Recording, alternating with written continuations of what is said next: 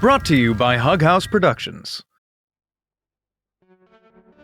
Will here with another podcast I think you're gonna love. Mother, She Wrote is a multi-genre podcast all about beloved, moving, and deeply influential game Earthbound, or Mother as it's called in Japan. Blending audio drama and nonfiction deep dive, Mother, She Wrote doesn't just look into the themes and craft of the game, it puts you right into the mood and feel of the game.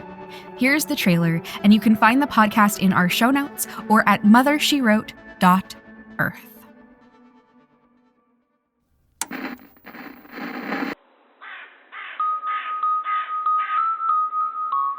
It happened in the quiet town of Podunk, an ages-old family mystery. What happened with Great-Grandpa?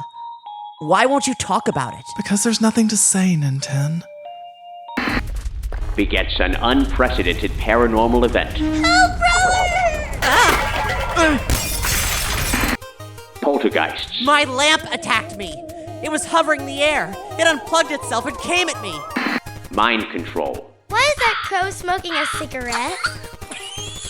Okay, we're playing inside today. Zombies. I could have gotten out of here on my own. You were hiding in a coffin. It was a good disguise. Extraterrestrials.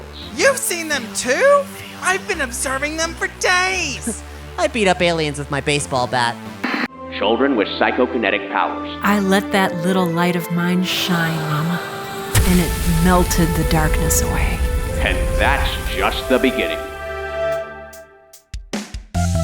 Introducing Mother, She Wrote, a travelogue diary through the biggest cult phenomena in video game history, the Mother series, as it's called in Japan, and Earthbound, as it's called everywhere else. Each episode, we recount the story through immersive audio drama as it's lived by the characters, unpacking the surreal adventures, tear-jerking moments, and what it all means. If you're new to the series, we'll take you beyond the controller and into the story. And if you're a longtime fan, relive these tales like never before and learn fascinating new facts about your favorite games. Find Mother, She Wrote on your favorite podcast player and at mothershewrote.earth.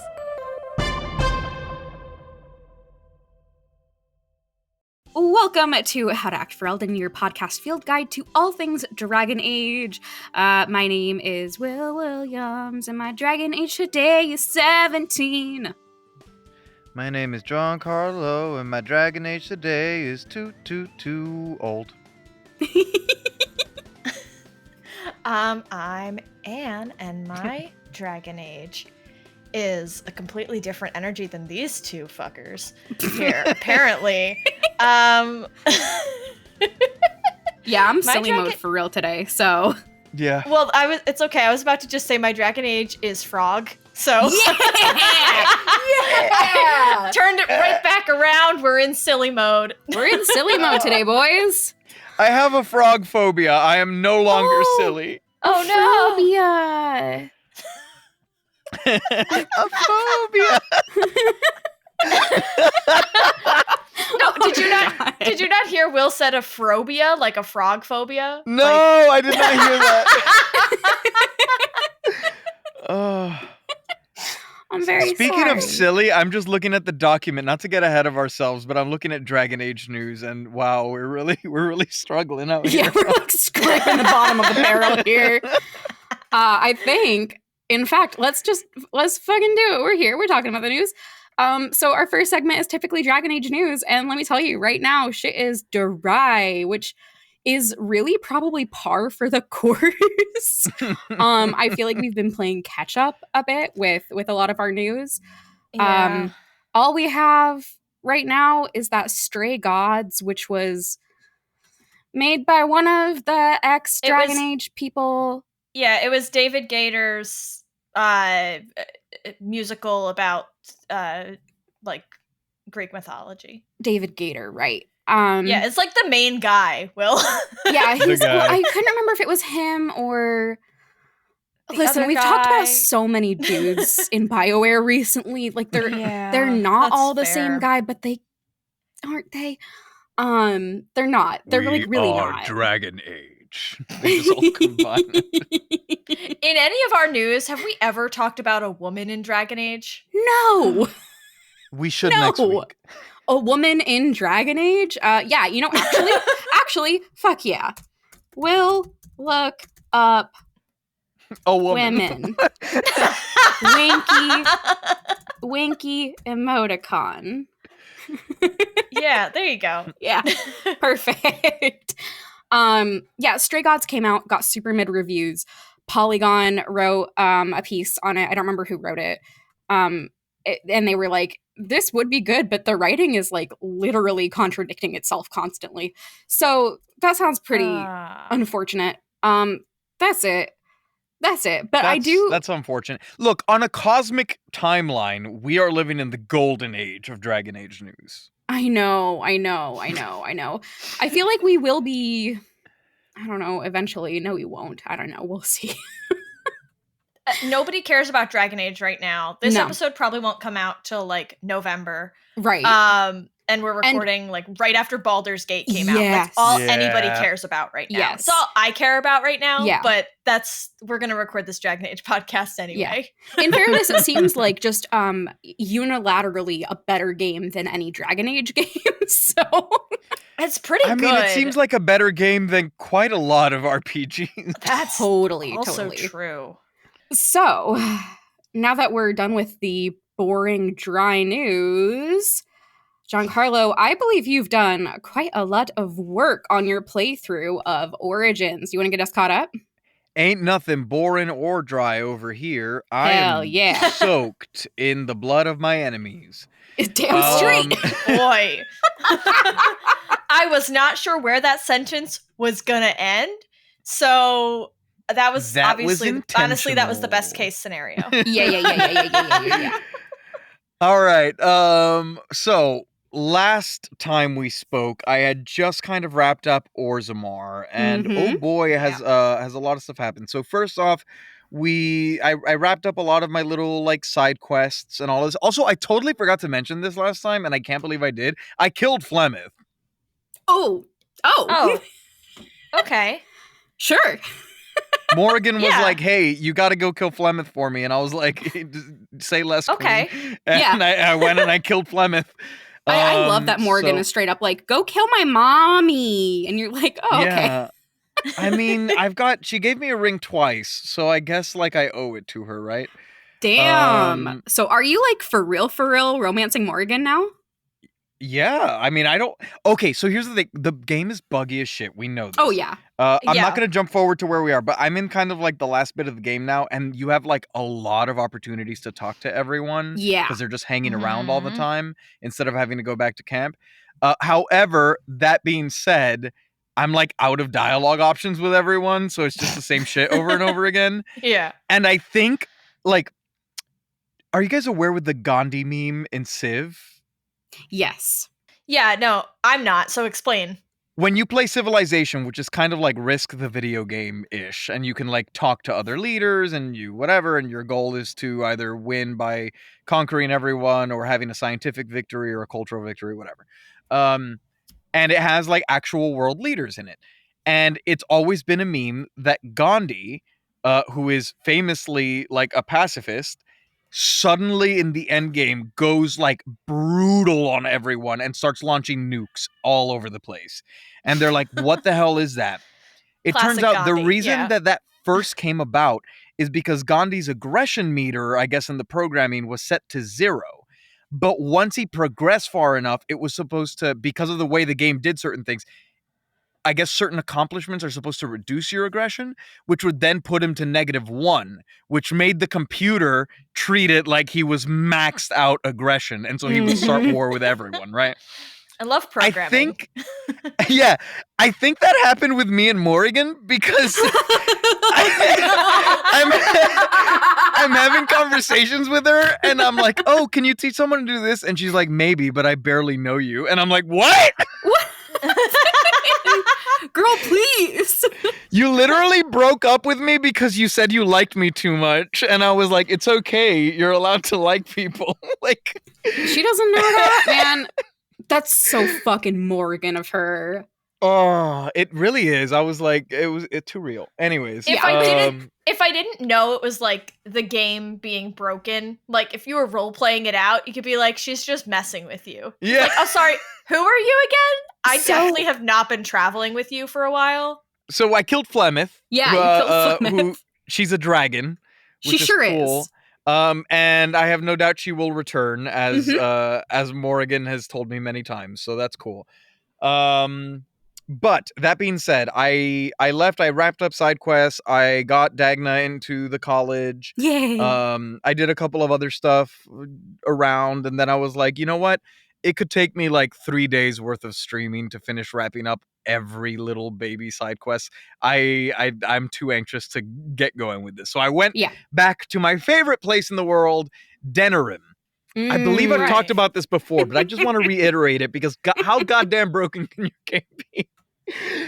Denerim, I am unable to load into a save in Denerim. The game will crash guaranteed. So I have to load into a save somewhere else and then load into a save in Denerim. Your computer's like, I don't want to go there. Yeah, it's awful. Entering the tavern, there's a 50-50 chance the game crashes or I get in. My God. But it's fine because cool shit happened while I was in Denerim.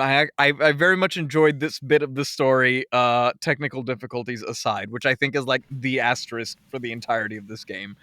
That said, I thought Denerim was awesome this second time around because we meet back up with Arl Eamon and he's like, hey, you good dog. There's a lot of intrigue in the story so far. Oh yeah. He's like, hey, you good dog? Like, what do you think we're gonna do? And he's like, I think people really like Logain. And I'm like, yeah, that's not cool. We need to absolutely fuck him over at the Landsmeet at all costs, whatever we can do. So he's like, cool. Why? I'm sure he's like, he's so awful. I'm sure that you can find some dirt on him if you just walk around Denerim. So I was like, okay, great, that's my quest. Yeah. A lot of stuff is going on. Namely, he has his own daughter locked up, away, so that she can't talk to anyone about her opinions on him, and she can't rule, even though she is the queen. So we go to bust her out. Oh, I forgot he's Honora's father. Yeah, he sure is. Yeah. Well, Honora. Let me just say, Honora, baller character. I love Honora. Yeah. Yeah, Okay. I'm all here for it. So something that you should know, the fandom hates Honora. Absolutely hates her. We'll delete wrong. this. We'll delete what I said. Delete it. No. Don't worry. We're going to say, at least Anne and I are going to say way more dangerous and disparaging things when we get to 2. Yeah. People hate Honora. I think that they are absolutely ridiculous. I am with you. I think that Honora fucking rules. I love her. She's a baller character. So basically, because one of her servants comes and she's like, my lady needs your help. And I'm like, that sounds like a trap, but it's worth the risk. So we go, we do it. We discover, a Howe. Rendon Howe. We discover Rendon Howe is there and he's torturing people and they've got people locked up in the dungeons and all of this. And we're like, hey, that's not cool. I'm going to kill you. So I do that. And then we go to find Honora. However, this is a stealth mission. I'm a rogue. Oh, yeah. The game doesn't have a lot of stealth-focused options. Yeah. Especially for the rest of the party.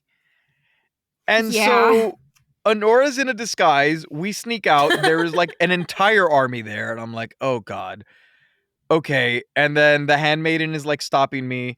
And I have a number of dialogue options. Again, Honora's disguised as a knight. And so my brain, I'm reading through the options and I go, what's the best option here? And I go, you know what? Yeah, let's be honest, because she probably doesn't know what Logain is doing. And I go, no, Honora needs my help. It's okay. And Honora's like, no, they're here to kill me. And just bails. And I get my ass handed to me and locked up. And I'm like, okay, Honora fucking sucks. Yeah. This is why people don't like her. This is one of the reasons. So we bust out of prison, whatever. We do all of that. I free a bunch of people. I get some dirt on him, on Logain at least. I kill a bunch of people. And then I go back to the estate and Honora is there with the Arl. And she's immediately, I'm like, yo, what the hell was that? And she goes, are you stupid? Did you not see I had a disguise on? And I was like, actually, fair. Yeah. So all was forgiven. And then you get into the dilemma of who are we going to put forth to be the king? And I can choose either Alistair or Honora. And I'm like, you know what would be really cool? If we just married both of them, because Alistair doesn't want to lead, but he's got the Theron blood and whatever. So if we let him be the guy, cause blood, but Honora leads because I'm kind of into it.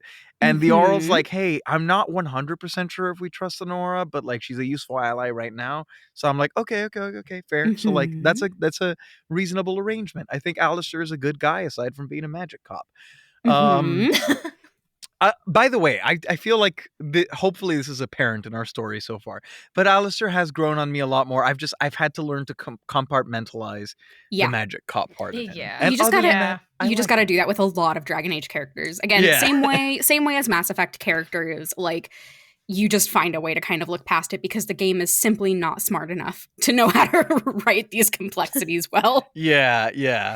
So I'm kind of, I'm on board with him aside from when he goes on about mages or whatever. So I'm like, okay, this sounds like a good thing. He doesn't want to marry her. She's like, yo, I'm down to marry him. And I'm like, okay, great. And then I go and I try to persuade him. I'm like, this isn't going to work. And then it worked. And I was like, oh, shit. Oh, fuck, yes. This is going to work so good. Okay. So they both agree, and then we go off to find more dirt. Finally, the Elven alienage is open, which also, let me just say, it's been closed since we show up at Denerim, and I keep trying to figure out ways to get in there because you keep getting quests that are in the alienage. Right. No, they're like, no, it's off limits. It's off limits. It's off limits. And then because the game was like, now's the time to go to the alienage, the gate's just open. There's no explanation. There's no anything. It's just open. And I'm like, okay, cool. I could have not wasted so much time trying to figure out what I had to do to get in. Yeah. But so then moving on from that, we go into the Elven alienage, which is basically where you have like all the displaced elves and all of this. And dark storyline, basically without getting too into the weeds, long and short of it is they were like, oh no, there's a quarantine. And I was like, oh, well, I don't want to break the quarantine, like... that doesn't seem very safe. Yeah. But I do it anyways because it seems like it's what the game wants me to do. And then I find out there's no sickness at all. Loghain is just letting people ship elven slaves off to Antiva. Yeah, that's right. Yeah. So we go in and the slavers are there and they're like, hey, we can give you what you need to help turn the tides against him at the vote if you let us leave with the slaves. And I was like, how about this? You leave the letter and the slaves and the gold, and I leave you your lives. Correct. And he's like, that's not much of a bargain, bro. Do you want to try again? He literally lets you pick again. So I just went for the option. I was like, well, I'm not letting you leave with the slaves. So I was like, leave the slaves and the note, keep the gold. And he's like, yeah, that's not going to work for us. So you have to fight. And then he surrenders at the end and we kill him. And you do it anyway, and you keep the gold and the slaves and the note, and you kill him. Yeah, basically. So, good choice. So works out great. And then so then we're basically ready. There's a couple other side quests here and there to like try and turn some nobles to your side, but you got a lot of dirt on this guy, and you're like, okay, let's go to the Landsmeet. Which is where all the nobles come to basically decide who will become the next king and kind of settle what's going on between Loghain and the wardens and all of this stuff. Which is very climactic. I was like on the edge of my seat. I was so ready to go. Every time I see Loghain's stupid face, it's like, man, I hate you. I hate you.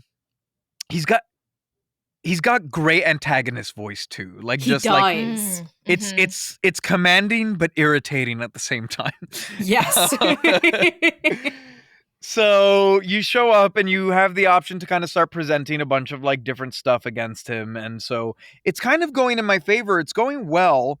Actually, before you go into the Landsmeet, his like right-hand woman is outside and she's like, hey, I can't let you in. I kind of got to kill you because Loghain is good for the realm. And I was like, oh man, another person I got to kill, I guess. But actually it lets you talk to her and I point out everything and then I'm like, nothing's working. She's like, yeah, well, he's different, but he was a hero once and he's good for the realm. And I'm like, come on. And then I'm like, dude, he was selling slaves. And she was like, you're right. Go. Like, and I was like, okay, oh, great, cool. I'm so glad.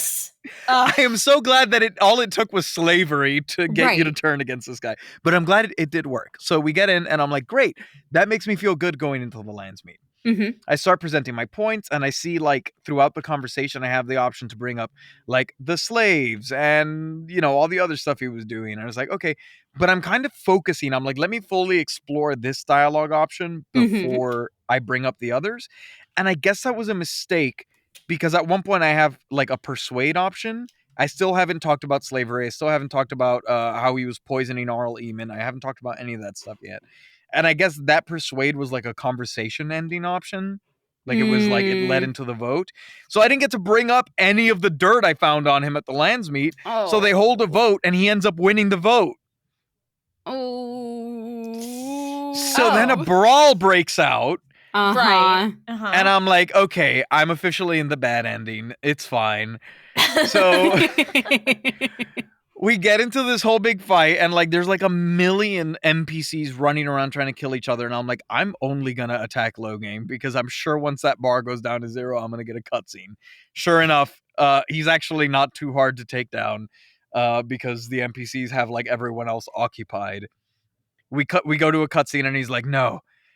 I need a duel. This isn't fair. I want to duel you. And I was like, oh, this is so fitting because this is how the whole playthrough started. It's me going like 1-on-1 to become a Grey Warden. So I was like, okay, cool.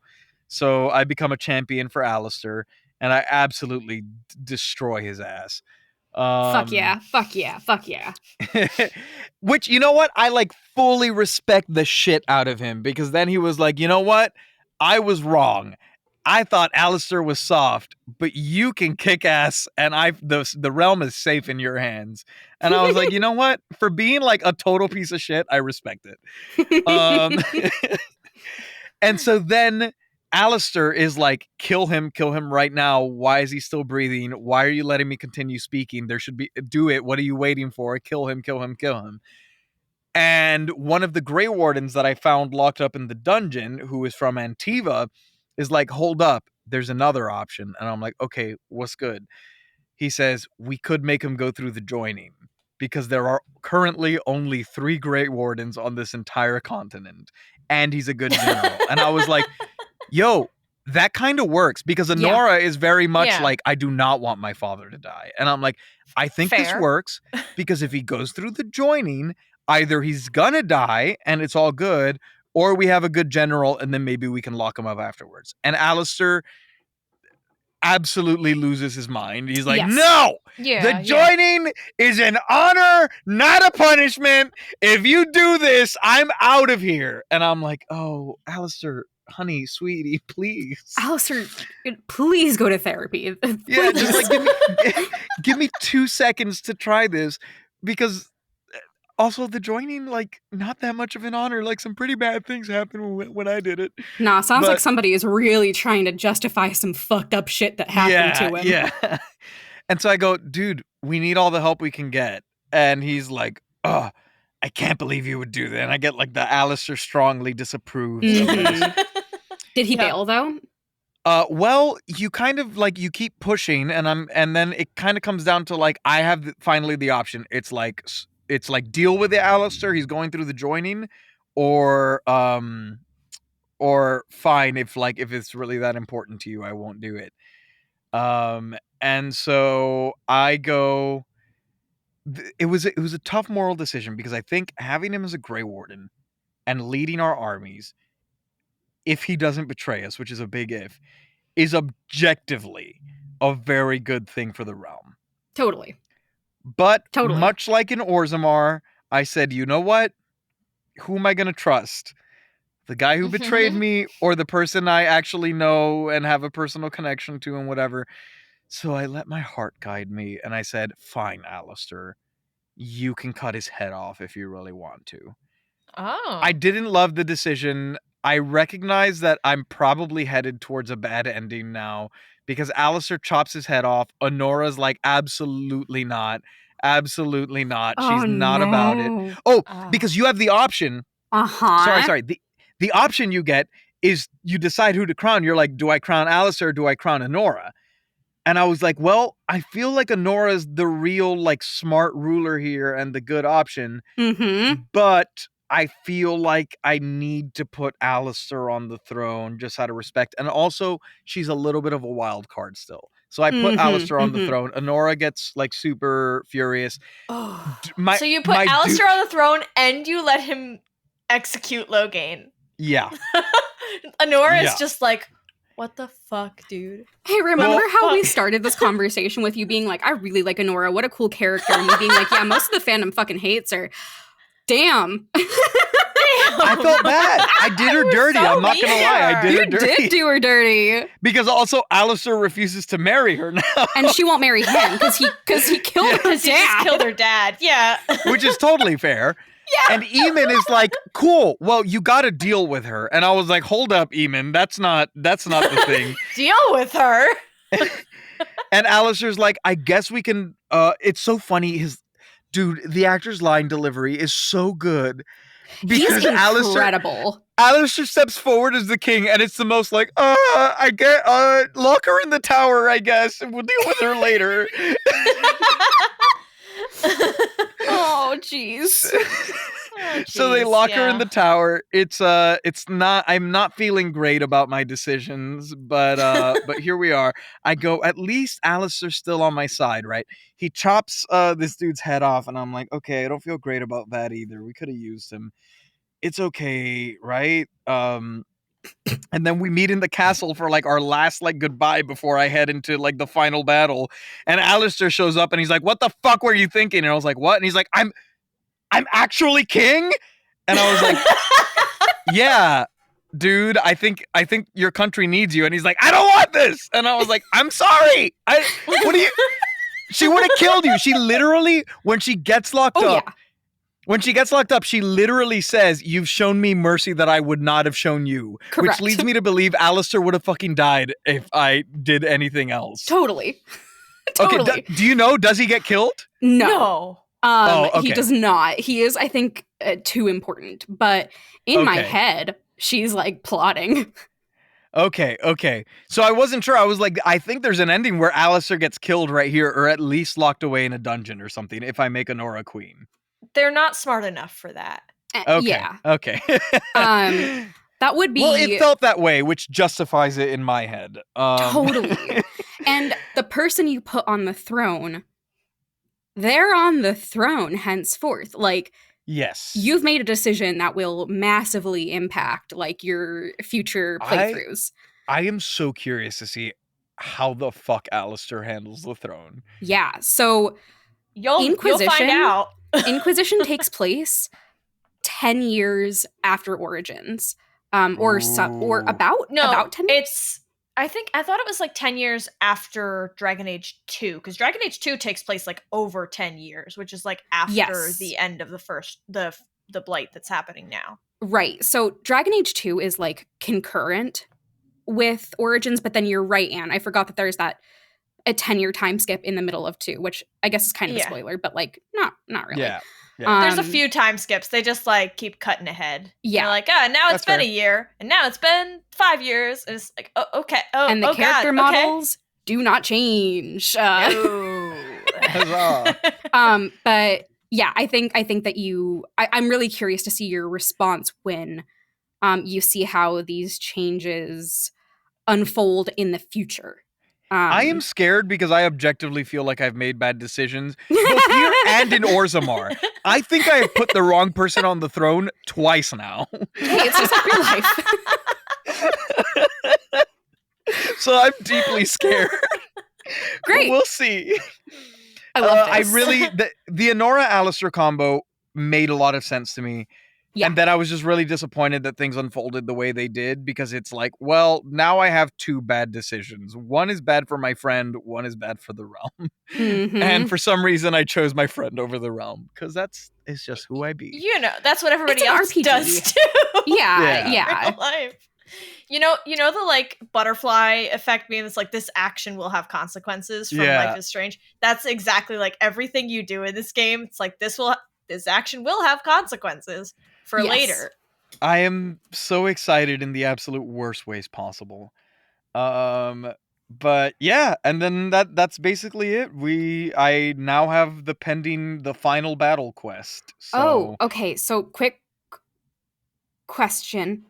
yeah. Have you talked at all about how to handle the archdemon? No. Okay. I am horrified. Oh I yeah. can't wait. Yeah, I do not think anything could prepare you for what you're about to run into. Whew. Okay. I'm so excited. All right, but yeah, I guess that's the adventure so far, and I'm assuming I have maybe 1 or 2 streams of game left before we're done. Amazing.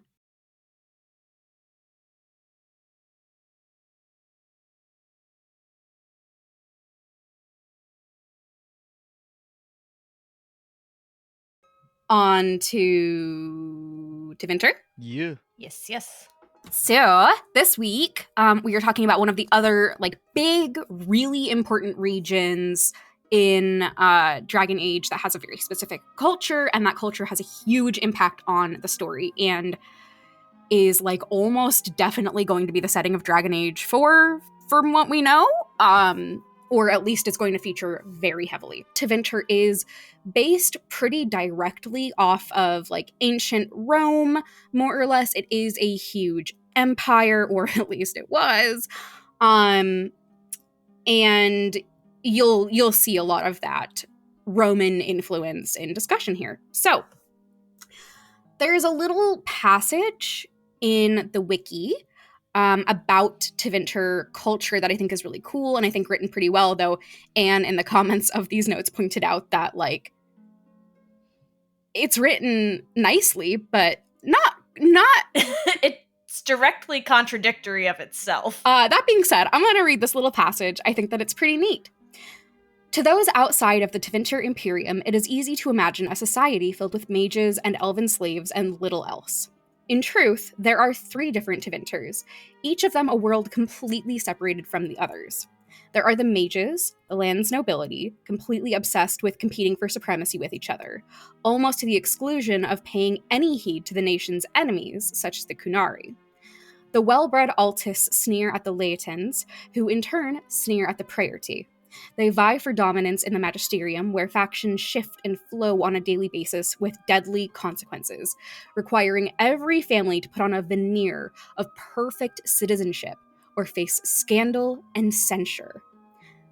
This focus on class and decorum and status is extremely important to Tevinter, and is, I think, pretty easily like the cornerstone of one of the most beloved companion quests in the series, which you'll get to in Inquisition.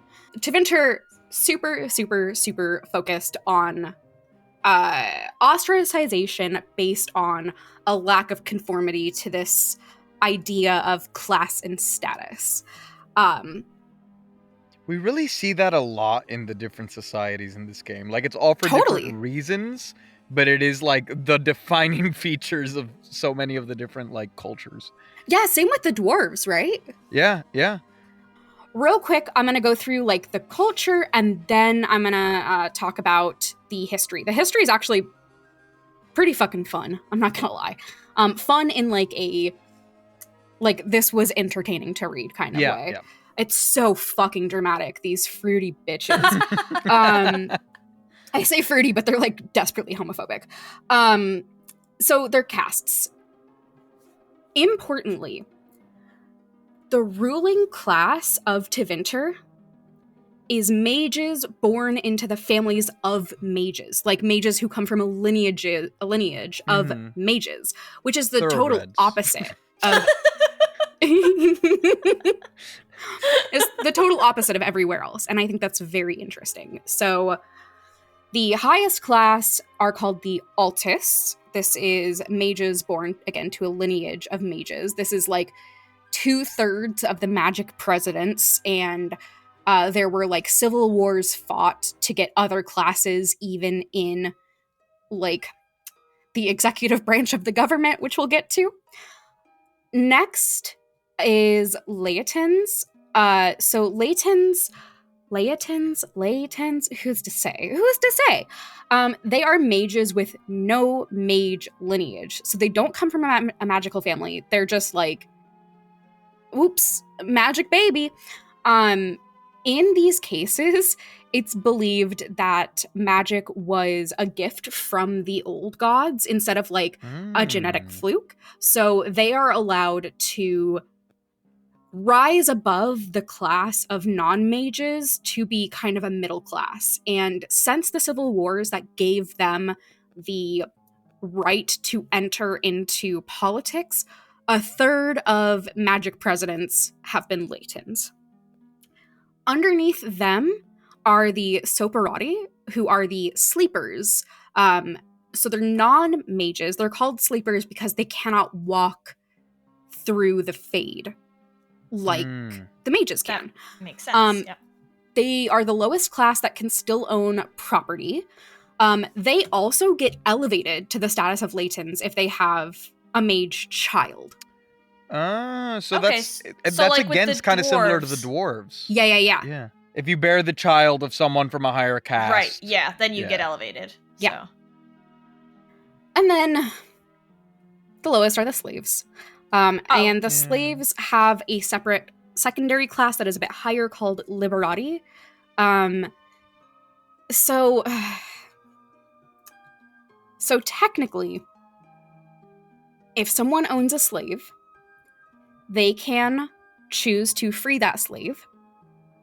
They have to basically do a trial in front of a judge to free that slave, and if they do, the slave becomes Liberati, which is a caste higher. They can own property, and they can be apprentices or join the circle. Cool. So if they're a mage, then they can join the circle or be an apprentice to another. So even in Tevinter, we still have the circle. Oh, we'll get there. Okay. Yeah. I love, you're like, you had so much hope. You're like, maybe somewhere there's a place that's better for mages. No. Okay. Not really. Yeah. I will say I do think it's better for mages. Oh. Well, human mages, all in all. And the circle seems much more like what you would want the circle to be, but like I don't fucking trust it. And we don't really know enough to make that kind of a judgment yet. Like we know that they have these structures, we know that they are much better for mages in theory, but like we're only getting that through extremely biased sources so far. And I think that's important to bring up. I feel like the Tevinter circles would be like the complete other end of the spectrum. Like you want the circle to be like something that trains mages how to control their power and use it for good and to help people. And like the circles in Fereldan and like everywhere else in the freaking world are on the negative end of the spectrum, and they teach mages to like fear their power and never use it. And oh my god, what if what if you lose control? You might get possessed by a demon. And then the circles in Tevinter are like, we love summoning demons. Yes, yeah. And use your power to hurt people. Like that's what like Tevinter goes the complete opposite end of the spectrum. They're very laissez-faire with blood magic too, which will we'll get to. Let me play a blood mage. Yeah. Please. Well, so going into the history of Tevinter. So Tevinter is where the first humans in Thedas came to. I don't know what that means. Okay. They didn't explain this. They were just like, yeah, this is where the first humans came in. And like, that's the end of the sentence. They didn't explain more. Sure. Okay. So when they arrived in in the land that is now known as Tevinter. The elves were there originally. The humans came and the elves were like, fuck this, probably. And they left to Elvenon, which is the land of the elves. So they like backed off. They were like, we don't want to fuck with y'all. So they the humans in Tevinter started worshiping the old gods, which is how they learned magic. According to legend, the old gods would like whisper to them and teach them secrets. That's how they learned magic. That's hot. Yeah. Originally, there were 4 kingdoms before it was like formally Tevinter. There were 4 different kingdoms. I'm not going into those. I could have gone down a billion tangents like I did with the Chantry and Andraste. We don't need to know about these 4 kingdoms. I don't think it really matters. We'll see, but it hasn't mattered so far. We can revisit it in when the new game comes out if we have to. Truly fucking, I wouldn't be shocked. Who's to say what's going to happen in this new game? We'll see. Yeah, we'll revisit if we need to. So Thedas was unified by this priest of an old god. The priest's name is Dorinius, the ferryman, which is an awesome name. I love that he's a ferryman. I like the whole like River Styx sort of vibe. They're fucking cool. He was born to a priestess of the old god Dumat, who is said to be imprisoned in quote unquote the underground, it's hell, by the Maker for stealing the Maker's followers. Dorinius followed in the footsteps of his mother to worship Dumat, and with that power, united these 4 kingdoms into one, founding Tevinter. I want to take a quick little side note into Dumat, because he will come up again and is very important. Dumat, first off, is a fucking dragon, which is sick as hell. We love it. We love dragons here. Very cool. He tells his followers to go to the Golden City. The Golden City is both heaven and also a literal physical place in the Fade that is literally like shining gold. I like that. Very cool. Depending on if you follow the Maker or the old gods, this is where they are said to live. So if you follow the Maker lives here, it's heaven, he's in the Golden City. If you follow the old gods, this is where they live, it's the Golden City, blah, blah, blah, blah.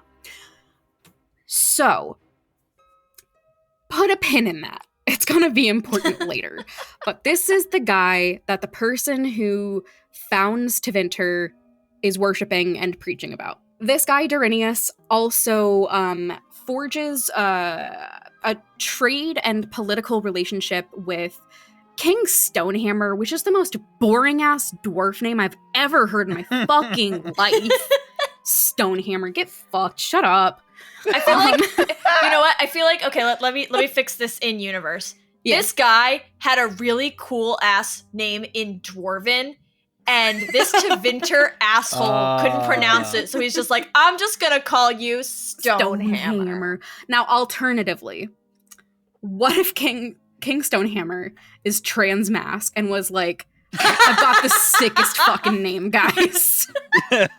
And nobody was like, buddy, you gotta pick something different. Nobody wanted to tell him that. They just kind of let him do it.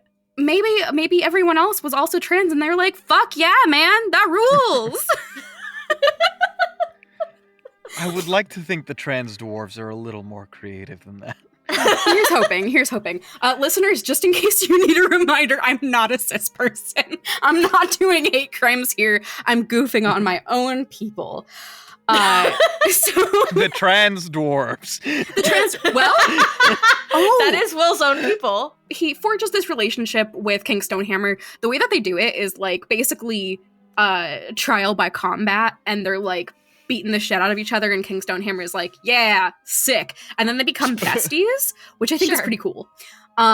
This is how Tevinter has a consistent supply of lyrium, is with this very strong trade relationship with Orzammar and the Deep Roads and the dwarves. That has, again, continued to this day. Very strong relationship there. Durinius also established the Magisterium. This is the, executive branch of government that I was talking about. The Magisterium is a council of, 5 or something people, and they are typically all mages. You don't technically have to be a mage, but, yes, you do. White people and the president. Yeah. Sometimes. One time. The Magisterium is also, obviously incredibly important. And the Archon is the magic president of the Magisterium. So from here, Tevinter enters its era of imperialization and colonization. Durinius dies in, negative 11 something. 200 or so years after, in negative 998 Ancient. Again, I'm so sorry about these calendars. We're going to run into another one later on. Wait, I saw your note about this, and I actually looked up the timeline so that I could thank you. to make sense of it. Will is the time fool, and will never make sense of timelines. No! So Ancient is just the years, it's literally BC. It's the years before the Chantry. So it's literally BC, and they are negative. These ones I get. It's that later on, we'll talk about that one later on, and you can help me when we get there. So, in negative 998 Ancient BC, Tevinter invades Arlathan. Arlathan is the Elven region that they had already been encroaching on. This is where Elvenon is. They completely destroy it, and the way that they do this is they sink the city into the ground using a tremendous amount of blood magic. So they completely fuck this place over. Using that surge of blood magic, they pretty much decimate a huge population of elves and enslave a ton of others. So that is terrible, but pretty fucking sick. That's the whole history of Tevinter, baby. The whole thing is so fucked, but also really metal. Very fun to read about. Yeah. The image of huge blood magic and then the ground eating up an entire city. Yeah. Fucking cool. Damn. From there, using all of this power that they have gained, through magic and also having slaves, they colonize human settlements just all across Thedas and just start eating up land. This is when Tevinter becomes the Tevinter Imperium. They also built the Imperial Highway across all of their land.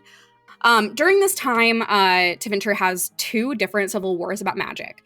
The second ended in negative 555, which marks the end of the golden age of the Imperium.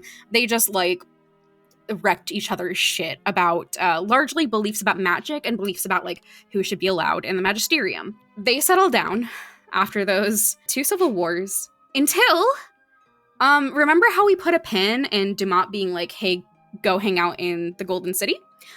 In negative 395 Ancient, a group of magisters, they're listening to Dumont, and Dumont is hey, come here, baby, it's really cool. So they're yeah, sure. How do we get there? And he's ritual. So they do a ritual, and they kill hundreds of slaves and used up 2/3 of the lyrium in the whole empire Holy shit. Yeah, to get into the Golden City. And as soon as they arrive, the city turns black. It is now called the Black City. The Magisters get turned into the first Darkspawn, get spit back into Tevinter. This is the first Blight. Yeah, that's... I love this. Isn't it cool? It's bad, but I love it. It's really so cool. It's really fucking metal. It's sick. I'm with you. Oh, I want to see, the like HBO production quality like version of all of these events. I know, it's so Game of Thrones. Like, it's really intense. I can't believe that this is not the focus of the games. So at this time, so Tevinter is just destroyed by the First Blight pretty much. And because of that, that's when Andraste comes in. So Andraste comes in, she's taking advantage of this. She does the first Exalted March to... Sorry, I just saw how I wrote these notes. I did them earlier today, but I already forgot. The way that I wrote this is... does the first Exalted March to Uno Reverse Religious Colonize Tevinter. Famously, Andraste gets killed, yada yada. Like, we remember this from the Andraste episode. So, at the end of all of that, Tevinter does convert to Andrasteanism, but, like, very begrudgingly. They still believe in the old gods. They don't really fuck with Andraste, like, as a religious figure. And the Chantry wants them to have a Chantry. They do not like the Orlesian Chantry. They make their own Chantry. So the two split. And Tevinter is just kind of like left to its own devices. There's more Exalted Marches about this. There's like 4 different Exalted Marches after this point. Later on, this is the other timeline shit. What the fuck does this mean? It says that they were invaded by the Kunari in 630 Steel. What? We go from negative something ancient to 630 Steel? Shut up! What does that mean? And I just figured it out. Okay. So it starts the first age after ancient is divine, and that's when they choose the first divine. That's when it starts. Okay. It starts in 1:01. Okay. And it goes to 1:99. There's no 0 age. It's the first year to the 99th year. So there's... So the 1 is just which age you're in. And this is actually, in fact, I know where Dragon Age comes from. We are playing in... The ninth one is the Dragon Age. In 630 Steel. So I guess 30 years into the 6th age, and the 6th age is the Steel Age. Is that correct? Yes, correct. Nailed it. We're learning so much. Is this going to be on the test? I think so, probably. 630 Steel. Don't forget. So they're invaded by the Kunari. The Chantry does not like the Kunari. The Kunari have like a completely different belief system. We'll get to that. Also, they're very racialized. We'll get to that, I'm sure. So the Tevinter Chantry and the Orlesian Chantry team up again. As I say in the notes, like a fucking buddy cop movie. And they fight back the Kunari, they reclaim the land, and then at the end of that conflict, there is a peace treaty that is signed. I guess Tevinter is the one human city and government that does not sign the peace treaty with the Kunari. The two have been in conflict ever since. This is something that is extremely important in Dragon Age 2 and in Inquisition. I think in 2 it's probably the most important there. This turmoil between these two is like very present, very active, very tangible. And that pretty much takes us up to modern day. So modern day Tevinter, they are still engaging in the slave trade. They have it seems no real like motivation to stop. They are still largely ruled by mages. They are kind of hated outside their own country. Like, people really fucking hate Tevinter because of, the slavery. They're the only nation that, like, worships mages. There's a lot going on there, and... minor issues. Yeah. Any questions about Tevinter? Any thoughts? Any feelings? Other than, like... usually at the end of these conversations, I have some kind of takeaway of, like, what do you think is a good XYZ in a game? But I was, like, too stoked reading this history. Yeah, like, this is just a really metal history. Like, I want to see it, like, serialized. Someone do, like, the Tevinter, like, audio drama and let us, like, hear these events. Yeah. Like, I want to hear a city sink into the ground with blood magic. Like, okay, so if you like stuff that takes place in Tevinter. Like, you want to learn more about the city and how it works. The Dragon Age TV show that's on Netflix takes place in Tevinter. Oh shit, I gotta watch it. It was pretty good. It's pretty good. There's a character voiced by Matt Mercer, and he's not the guy who looks like Matt Mercer. So That's very it's very funny. Yeah. I am pretty sure that the next Dragon Age game is going to at least partially take place in Tevinter, which will be the first time we've ever actually seen Tevinter in the games. Tevinter is also fairly close to Antiva and Ravain. I would really love to see these settings in the games. I think asking for Antiva and Ravain is like a bit more of a tall order than seeing Tevinter, but like I can hope. It's really cool. It's a really fucked up history, as many histories are, and I really like it, and I really wish that they would have been this fucking cool when they thought of the Chantry and all that shit. Yeah, they really... All the cool stuff is off camera. It's so true. It's so true. Not that there's not cool stuff, but the coolest stuff is off camera. Yeah. I think... Okay, so I do know that a lot about Tevinter takes place in the graphic novels. I have never read the graphic novels. I've heard they're really good. They're pretty good. I believe that in the graphic novels, there is a recurring character who is like somewhat she's in Tevinter. She's a trans girl. Yeah. Which yeah. We love it. It's the ones that take place after Dragon Age 2. That's what I thought. Not Marathari. What's her name? I might have to seek these out after I'm like all caught up. Oh, you know what? She's friends with the person I forgot existed, who's from Tevinter. Maevaris, that's her name. I really like her character design. I think she's very cool. Dragon Age has had... We'll get to trans representation in Dragon Age for reasons later on, but I really like this, and I think it's really cool that BioWare is consistently like giving a shit about queer people. Yeah. Love to see it. Yeah. All right, with that, fanfic? I got a bit of a bummer here. There's nobody's done this. Holy shit. So the challenge last time was something about what happens to your sister, which is Rika, I think her name is, Rika Broska, if Balin dies. And there's, I couldn't find anything. Wow. Damn. I know. Yeah. There's lots of stories written about Rika and Balin.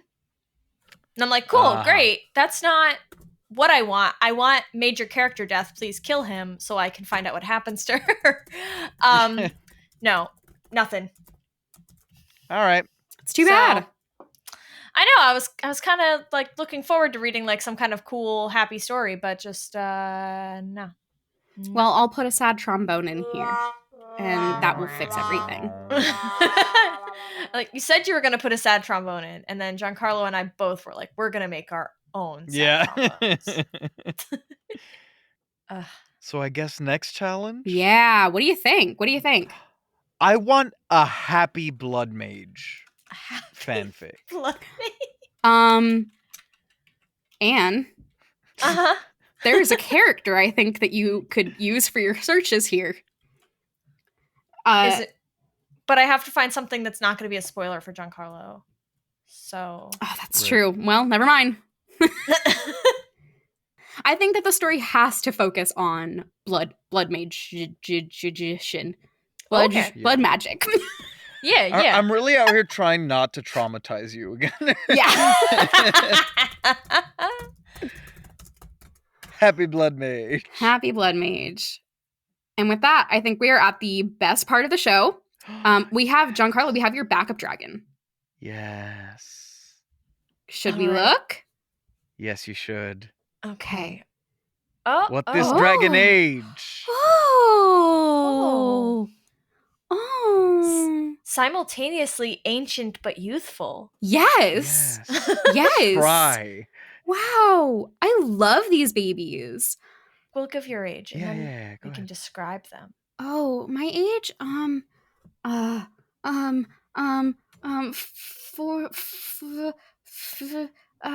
Don't say 33. I won't. 412. Yes. That's a good one. Yeah, but I think that means like 6 in their years. Oh, okay. It's like dog years kind of thing, but like the opposite. Okay. Yeah. We're dogs to them. We are dogs to them. Oh, I so badly want just like a short fiction piece about a dragon like who raises his little humans. Aw. Oh, this is my pet human. I don't think they're very smart, but the human dies and he's like, I'm not ready. I don't think I can raise another one. I don't think I want any more humans. But then he sees a human at the shelter and the human shelter. He's like, oh, look at this one. It's all ugly and cute. Oh, man, that one's got curly hair. It's going to be such a pain to brush. Is this a hypoallergenic human? The bald ones are hypoallergenic. No. Is it potty trained? You can't get a human until they're like 4 years old. Yeah, because they have to stay with their mom. They're like, is this one vaccinated? Well, if they're not 4, they're not like really potty trained yet. Like Yeah. Oh, Who are these babies? They are, I guess I should describe them. They are like, oh man, they're like alien-y, like flower horse dragons. Yes, they're wonderful. They look like something from out of like the Avatar, not Airbender, but like Blue People universe, but like if it were a little bit cooler. Yeah. It's like Avatar mixed a little bit with some of the like weirder creatures in like Outer Worlds. Yeah. I love this. Where did you find this? I wish I could remember. I believe what I did last time, because this was the backup dragon. What I did to find them is I just went on image search and I typed in fucked up dragons and started scrolling. Fuck yeah! So they're fucked up dragons. I love that. I wanted something weird. I didn't want just like a dragon, like for sure. I love this. So I just scrolled until I found these guys, and also these do have bonus dragons because if you really zoom in, it looks like there are like normal flying dragons in the sky. Yeah, they look so cutie. I want to see them up closer. I don't think they're from anything. There's a creator on SoundCloud who's got them as cover art for like 4 songs that are called Resonator, Life Forms, Fuck Up, and Hold 'Em Down. Awesome. So they're fucked up dragons. Yeah, they're fucked up dragons. We can direct to that SoundCloud page. And with that, now that we have aged that dragon, I do believe we are just about done here. So you can find us, as always, at hughouse.productions. You can find us at Act Fereldan on Tumblr. You can find the Dragon Age and other links and what have you on our Tumblr and on our website. You can email us at actfereldan@hughouse.productions. That is a fancy schmancy new email for questions, topic requests, fanfic challenges, or dragons to age. And as always, you can find Giancarlo streaming at twitch.tv/whimsicproductions. And until next time. Go on. Don't go to the Golden City. Let the old gods whisper in your ear. Oh, that's so much better. Tell you sweet things you might like to hear. Old gods ASMR.